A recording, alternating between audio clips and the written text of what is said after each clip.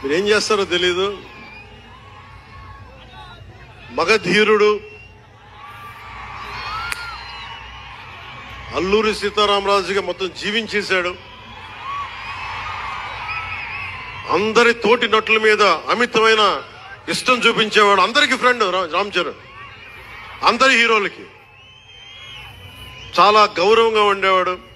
సంవత్సరానికి 100 రోజులు మా నాన్న ఏ పేరు మీద ఏ మనసు ఏం తలుచుకొని పెట్టాడో తెలియదు కానీ 100 రోజులు సంవత్సరంలో 365 రోజులు కనీసం 100 రోజులు అయ్యప్ప స్వామి మాలంటాడు, ఆంజనేయ స్వామి మాలంటాడు.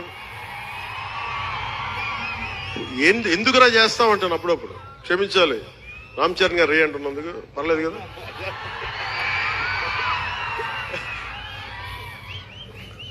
అంటే ఎందుకంటే నాకు బాధ్యత తప్పకుండా ఉండటానికి, నియంత్రించుకోవడానికి, అహంకారం రాకుండా ఉండటానికి ఎప్పుడు చూడండి చెప్పులు లేకుండా ఉంటాడు.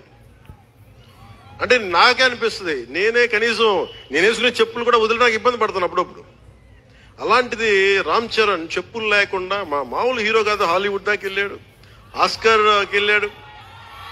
అక్కడికి వెళ్ళి ఎంత గుండె ధైర్యం అంటే నేను చెప్పులు వేసుకుంటా, అవసరమైతే మంచి సూటు బూట్ వేసుకుని తయారవుతాడు, లేదంటే అయ్యప్ప స్వామి మాలేసుకుని కనిపిస్తూ ఉంటాడు.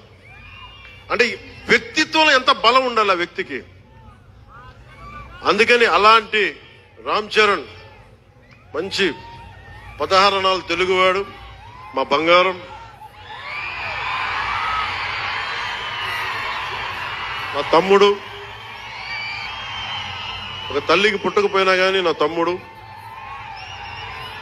ఎప్పుడు ఎదిగే కొద్దీ ఒదిగుండేవాడు. అతనికి మరింత విజయం కలగాలని, అద్భుత విజయాలు కలగాలని మనస్ఫూర్తిగా ఒక బాబాయ్గా కాదు ఒక అన్నగా ఆశీర్వదిస్తున్నాను.